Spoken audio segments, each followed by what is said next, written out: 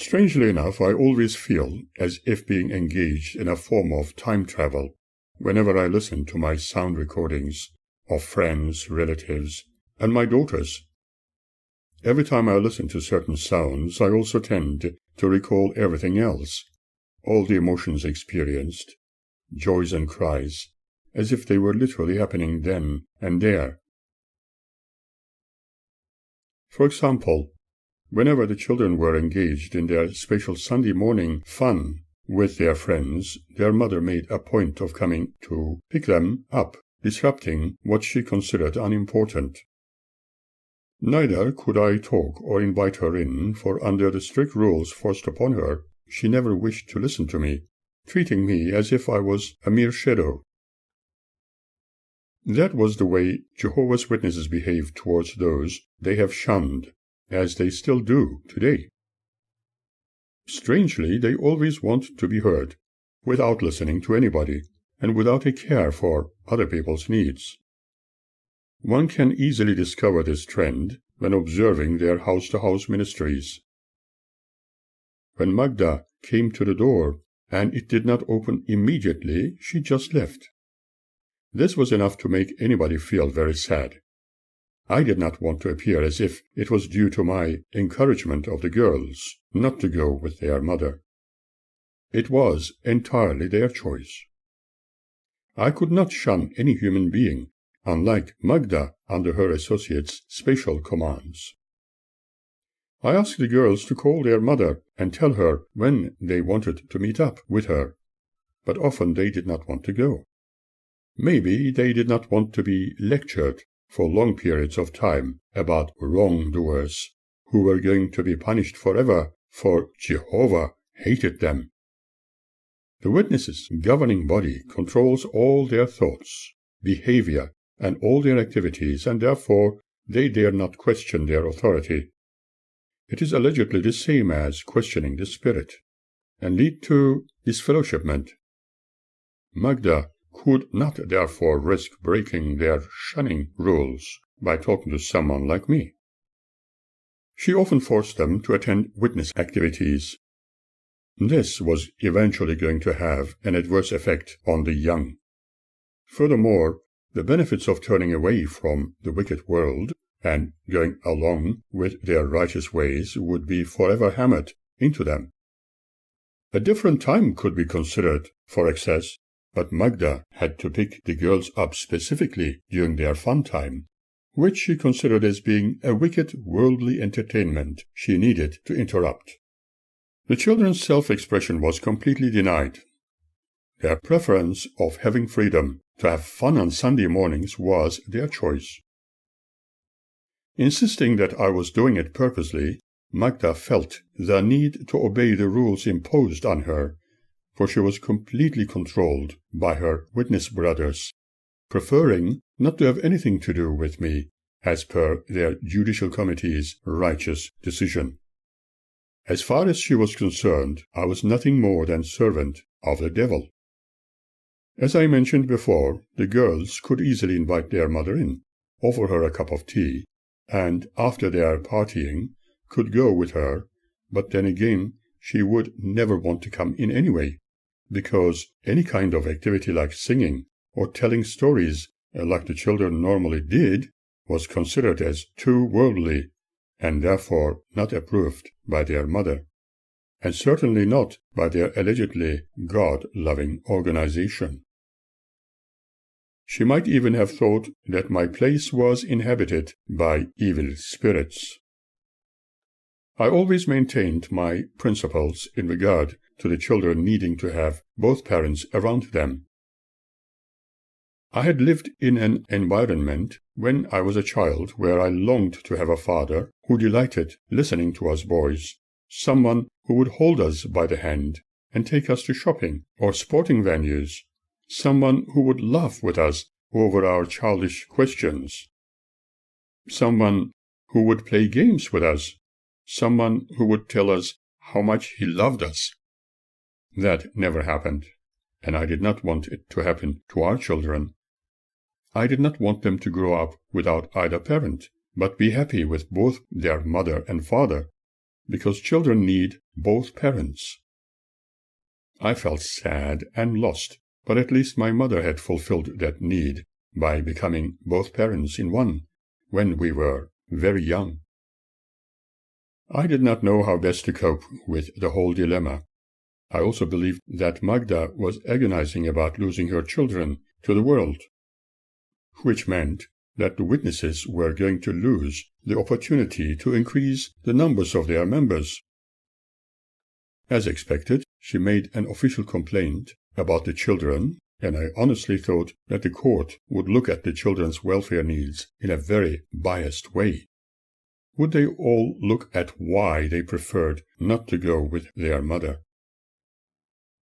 Although I could not be certain how genuine my daughters were about what they were complaining of in regard to what the witnesses were subjecting them to, and how their mother had been disciplining them, breaking wooden spoons on their buttocks, I wondered if the court would take that into account.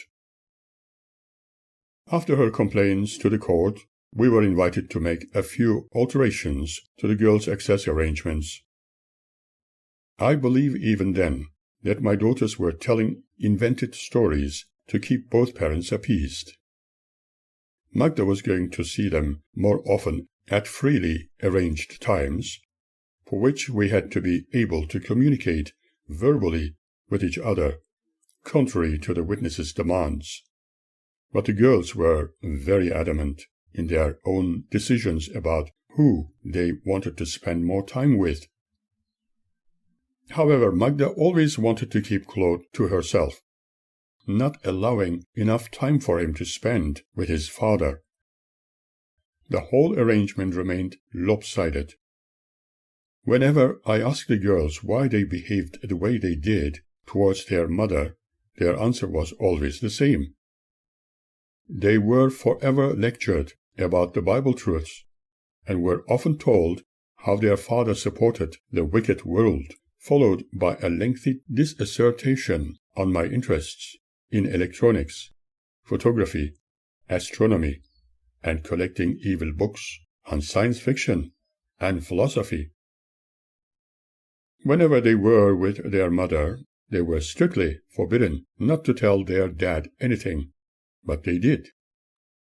However, I was very certain that the constant bombardment of their young minds against their father and his interests was going to yield undesirable results in the near future.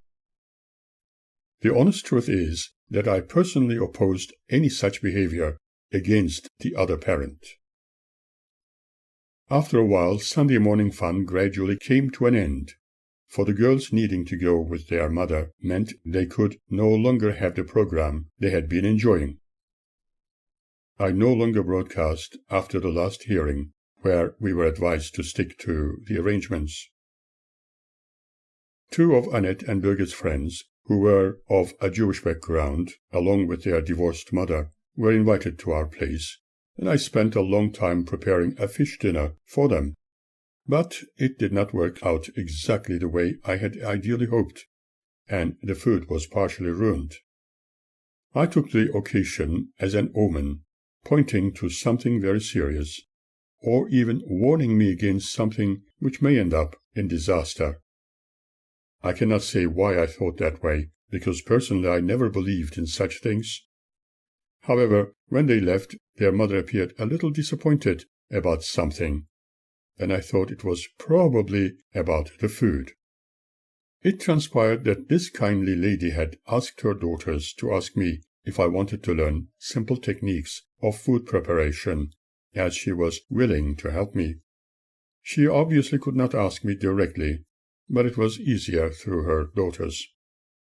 The real motive behind this proved to be in order to get to know me a little better, as she needed a father figure for them. I was very sensitive about this issue. Not yet divorced and very likely to lose a lot when a divorce settlement was considered. At this stage, remarrying would not be right. Besides, I did not really know that gentlewoman. I explained my situation with some caution, but knew it was taken as a lack of interest on my part. I was not against any background, language, or race, and getting involved with someone else might have been ideal. But I did not want to hurt anybody or get hurt again in the process. I had additional responsibilities at the time. We were forced to move out as the property was to be sold and moved to a unit just around the corner, but did not see much of our neighbors. Later, we discovered that those girls' mother got married to an elderly Jewish gentleman, and I was happy for her. Wished them well. I hoped that their new father was a good cook. Birgit was becoming quite a tomboy, and following a number of parents visiting me to complain about her bullying their sons, I questioned her. Her response was that she was protecting her brother. Birgit constantly behaved like a little lad, and had boyish interests like playing soccer and listening to heavy metal, particularly Kiss. Her behavior to other children I attributed to that her father being rejected of Jehovah meant that both mummy and daughter needed to look after Claude. She was her mother's sweetheart. On the other hand, she loved her new BMX bike, which I had recently purchased for her birthday. As a parent, I could only offer her my understanding and acceptance. Annette, on the other hand, had no interest in any type of sport. Birgit often asked me if I favored Annette more, obliging me to answer that I loved them both equally. Yet knowing that Annette had subjected me to some hurts by stealing things and telling me lots of lies throughout the years, I was in need to close my eyes to certain behavior patterns she displayed. I did not favor anyone, but between the two, Birgit did not behave like her sister, who had developed very hateful characteristics towards me. I loved both equally, although Birgit's company appeared more friendly. However, her friendliness became very artificial, and in truth, she preferred her mother above me, even many years later. But that was her choice. One day, Birgit came home with her collarbone broken, and after a short hospital stay, she had a sling to help her heal. A little later, she broke the tiny bones in her left foot while playing soccer with the boys from her class, and needed to have a plaster cast for a while. She was certainly having an interesting time, remaining very boisterous at school. And the parents of some boys kept complaining about her. One birthday, Annette particularly liked one of her presents, which was a beautiful blue satin dress, adorned with Japanese characters, flowers, and figures. She proudly wore it on special occasions, and people complimented her. It really looked good on her, but as she matured, she presented a few traumatic tendencies. She was addicted to drinking mouthfuls of toilet disinfectant and cleaning fluids, needing to be hospitalized. When we discovered this trend for the very first time, she was just 2 years old, and we thought she would grow out of it. But she continued with her unusual tendencies, enjoying such dangerous material, even when she was nearly 7. When questioned why she was attracted to those liquids, we discovered she was comparing them to colored soft drinks other children enjoyed. But her mother would never allow such artificial, preservative-added drinks for health reasons. Those additive-laden sugary drinks were not healthy. However, we, as parents, needed to handle the situation wisely, not making it into a big deal. Perhaps the children needed to be told, in the most child-friendly way, why some food items were better for them, whereas others were not. If there were any texts in the Bible in this regard, and Magda was cognizant of them, Annette might have learnt many things faster. However, Annette was a little slow in her capacity to understand things at the time, and again we believed she would break away from those ill-fated habits as she matured. Several times when she shared school outings with her friends from the same class for the duration of a few days, police officers brought her home separately as a disciplinary measure. It is very hard to forget when she went on such an outing, and a woman police officer brought her home shortly after, telling me that Annette had been caught stealing from the shops. The items included clothing, makeup, and packets of sweets. She had been doing the deed with her close friends in the same class, friends she trusted most and listened to, as if they were more knowledgeable than her own parents. The situation was extremely embarrassing, especially when the officers tried to discover if her habits had anything to do with me. Over a cup of coffee I conversed with the officers, and their discovery of my academic background surprised them. Obviously, some of Annette's school friends' influence needed to be taken into account. I could only be thankful for the officers' patience and treatment of the case. One hoped that she would also grow out of it soon. Nevertheless, I was shocked by Annette's hidden tendency to steal things, because I would never countenance something like that, although hearing these stories her mother would proclaim that her daughter's behavior was due to living with their father, the devil-worshipper, and he should teach them better. I am devastated by Magda's insistence in painting me with the dirty colors the witnesses chose, as she still does. Let us not forget that Magda used every opportunity to downgrade me, particularly in the eyes of our children. I suppose by doing that, in her eyes, she punished me, but such behavior was considered by the witnesses as her divine right. I believe Annette, growing up under tremendous pressure from Jehovah's Witnesses through the auspices of her mother, and the freedom she was enjoying from my side in a responsible way, experienced confusion, perhaps trying to prove that she could do things without fear. But then again, she preferred to gain the approval of her friends and be famous, as in her own words. One also needs to remember that her mother was continually talking her down and making her feel useless, and her father was being painted just like one following the wicked world. Annette's behavior patterns were partially the result of her own uncontrolled frustrations.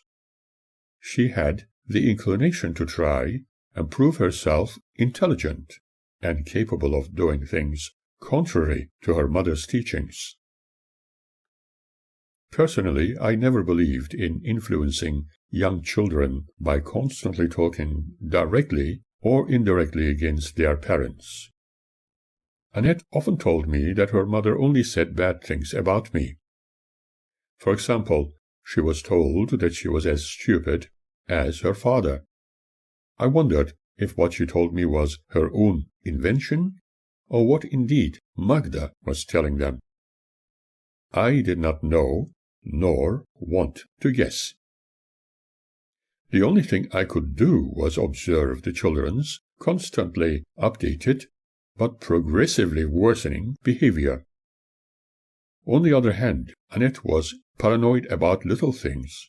For instance, when she saw a blowfly buzzing around her head, she would shout uncontrollably, exclaiming that the fly was coming to eat her.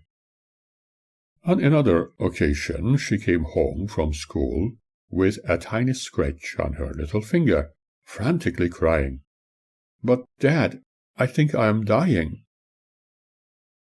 When she was a lot older, and in the restroom, seeing a dead moth in the toilet bowl, she loudly cried, "Someone put a dead bird in my toilet," and avoided going there for a long time.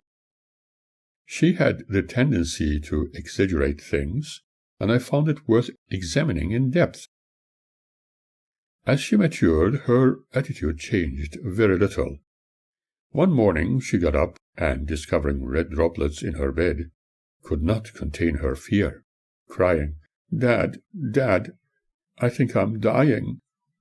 I was shocked hearing her cry like that. When she showed me her bed linen, it was evident that what had happened. I contacted their mother on the telephone to arrange a time for her to explain to the girl what was happening. At first she did not want to talk to me, and when Annette hesitantly spoke to her, she was told that her dad had her custody, and therefore it was his duty to explain. I did not find it easy to explain everything to a girl child, and when at work I asked one of the nurses to talk to my daughter on matters other than what I had already explained. I knew that for a girl to hear it from a woman's perspective would be better. That was her first experience of periods, and I was thankful for the nurse's input while I attended to an assignment at the Collingwood Community and Health Center. For some reason, Annette proved herself to be a panic merchant like her mother. Indeed, an apple does not fall far from the tree it came from. If something accidentally fell, making a very loud noise, one would most certainly hear stories about how a bomb had exploded near her. She was becoming extremely panic-stricken, and I believe it was due to being continually influenced about the whole world being an awful place filled with danger. Magda believed that all those dangerous and ugly things happening, as one heard in the news on radio or television, pointed to the end of the world. Preferring never to see or listen to anything, hearing it from her brothers was enough. As far as she was concerned, the Bible was the only literature which was filled with good news. Perhaps she did not realize that the scriptures contained much bloodshed as well. As they matured, my beloved daughters loved telling made-up stories all the time. A thorough analysis detected trends which were either to make them look a little more interesting, perhaps a little more intelligent, or even trying to turn their parents against each other. This was particularly noticeable when one heard their arguments. I unintentionally recorded them, one saying, "Dad loves me more than you," and "I am nicer than you. You look like Mom anyway." The other responding with, "But Dad loves me too." Of the two, Annette preferred to be the first admired, and went to extremes to do so by pretense, whereas Birgit remained a quiet achiever who appreciated things given to her, no matter how small. Without any discrimination, Annette had the tendency of loving herself above everything and everybody else, whereas Birgit referred to herself as being an ugly girl. This was probably due to being continually hammered about by Annette, who preferred to remain deceptively passive when outside, whereas Birgit loved action. This may be why she chose to imitate boys. Annette always complained about her mother to her friends, and whenever she was around me. I thought that maybe due to being disappointed with her mother breaking away from the family and observing Jehovah's Witnesses helping her to do so, was there perhaps a lot more to her pretense. She developed a complete dislike for religion of any kind, and I know that her mother's harsh disciplinary attitude towards them greatly contributed to her resentfulness. But as she developed this trend, one quite naturally wondered what she was saying to her friends and mother. When considering the unusual trends observed, one could not trust everything she dreamt of or said. Only endeavor to try and teach her better ways to deal with her anxieties. It was completely undesirable to talk against the other parent, as far as I was concerned. However, I was certain that Magda had been saying many things against me, my interests, and my dreamt of harshness. I knew that the girls had been arguing with their mother, for which they were severely punished when she had access. By asking simple questions, unrelated to the actual event, one could easily discover what had been spoken by both parties, the girls and their mother. I also knew that any emphasis on certain subjects in regard to either parent was totally unnecessary. Sometimes I spoke with my friends who were involved in behavioral psychology and listened to their opinions, just to ensure that I was not following a wrong method with my responsibilities as a sole parent, wanting to make comparisons with what they had discovered. One thing was certain: my daughters were living in a loving home, and there was no reason for them to behave the way they did when they lied, and there was certainly no reason for Annette to put rat poison in my coffee, which both girls had once prepared. Being kind, did they perhaps think the pellets they put in my coffee were colored demerara sugar? Without being judgmental, my conclusion was that certain people were influencing at least one of them adversely. Remember, the witnesses were anti-me, for they judged me as an evildoer and disfellowshipped me.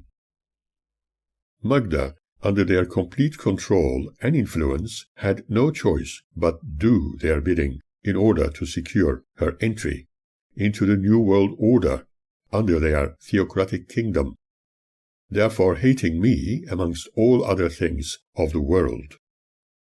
It was seemingly her duty to do so. For her, as part of her instructions of righteousness, when she disciplined the children, supposedly fulfilling her motherly responsibilities, she needed to make specialized comments in regard to their father. This continued for a very long time. The court never took this into account, or even considered how she was fulfilling her parental duties based on Jehovah's Witness wisdom when disciplining them as instructed. She was abusing her children when harshly beating them in her rage, breaking wooden spoons on them. She believed that this was the way of God, and was apparently written in the Holy Scriptures.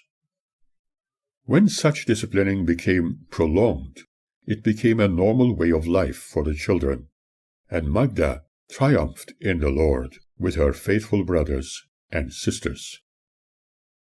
That is probably why she kept saying at every opportunity that Jehovah was going to return them all to her for their safety from the wicked world. But their developing trends declared something quite different.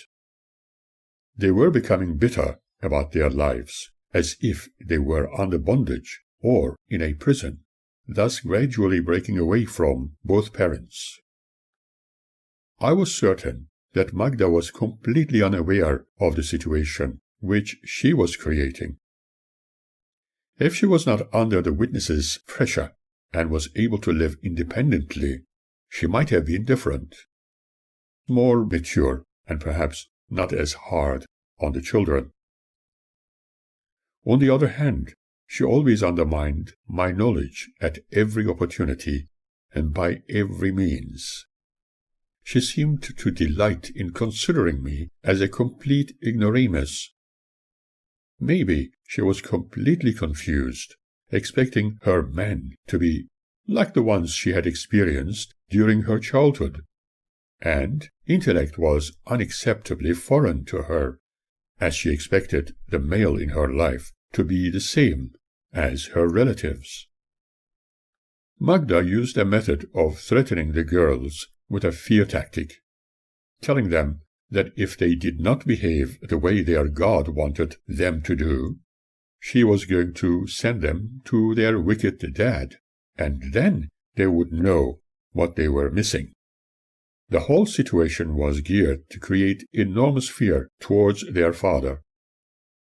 Annette and Birgit developed unwanted characteristics under constantly repeated key words they were subjected to, as often as one can imagine, and started to believe in things supported by those belonging to the Jehovah's Witness faith, that their mother could only tell the truth, and their father was a liar. Apparently he could only tell lies, for he was in the wicked world. It was very hard to alter the mindset the girls were conducted into before their full custody was granted to me. These following few words I am not saying in vain, or out of wrathful thought patterns. Once upon a time, she had prepared the girls through a thorough brainwashing activity. She would start telling them anything she liked, even if it was complete nonsense, or sweet and innocent lies, so that they would believe only what she said as being the truth. She was very cunning and forceful over the children. That is the reality without any bias. You might think I was bitter against Magda, thinking this way. However, I was never bitter or against her. I felt devastated for her vulnerability in believing those witnesses, and her inability to think for herself. The lifestyle of our daughters prior to her leaving them with me therefore indelibly left indentations in their psyche, which was to surface in the future. Some time ago she told me if someone told me a lie as true, and if I spoke of it to others as true, without knowing it being a lie, I would still remain innocent, for I can never tell a lie. I asked her if she would question what was said before talking about it. She answered me with, "If a brother tells me anything he read in the Bible, it is the truth." Who is more believable, one who says he read it in a book, or the one who says he has experienced it? And she responded, "The Bible is the Word of God, and so if the brother tells me he read it somewhere in the Bible, he is telling the truth." Did she by any chance know the difference between a lie and the truth? I had nothing more to say. The Bible was written by men long after the events had occurred, and had orally been told for a time before its emergence. Have they really written all about the truth? It is a book used throughout the centuries like a rubber band, everybody interpreting it in their own way to promote their ideas. Even Jehovah's Witnesses have translated the good book according to their understanding. However, Magda was convinced that once the girls only believed in her, they would forever trust her, enabling her to convert them to the witness religion. Remember, mother always knows best. Upon hearing so many stories from their friends at school, remembering that some of them came from broken families, and usually without their fathers, who were apparently terrible people, I had the feeling that the stories told to them by Magda and other witnesses about bad people belonging to a wicked world was worrying Annette and Birgit. I felt strongly that they were making comparisons between their father, painted as bad, and those unfortunate people having abandoned their families for other women or for some other serious reason. Obviously, they could not see the reasons for other people's separations, and the closest they could come to such understanding, in their level of limited understanding, could only be dependent on what they have been told by their friends, and what their all-knowing mother taught them. Certainly, they listened to me and learned a lot of things. But there was always a moment in their lives when the forever repeated words of their mother had a deeper impact, due to the mother knows best syndrome forced upon them. Ugly things they heard about other people could easily be interpreted as, "What about Dad? After all, he is also a man." Remember, Mother, being a Jehovah's Witness, could only tell the truth, and this view was permanently etched in their minds. Maybe that was the reason why, at a very young age, one of my daughters wanted to poison me. If she would have succeeded in doing so, together with her sister's help, they would be counseled not to do something like that again, and would most certainly go scot-free because of being under age, and would not be subjected to social justice. Thankfully, I have recorded most of my memories on audio tape over the years. I have heard so many stories about delinquent little monsters causing fatal injuries to adults and parents without any reason or provocation, and later only advised not to do it again. Probably lives lost had no real value or any meaning. They proved very capable of creating untruthful stories under their mother's directive and with the allegedly highly spiritual assistance of the witnesses. This does not necessarily mean that Magda was responsible for their attempt, but one wonders if they were indirectly encouraged and advised to put rat poison in Daddy's coffee. Did they realize what harm it could have caused? Were they under the influence of their friends, who had terrible times with their families? They often told me that their mother considered me as a dead man. Could it be because I did not accept Jehovah's Witness truth? I still wonder what really led them to do something like that.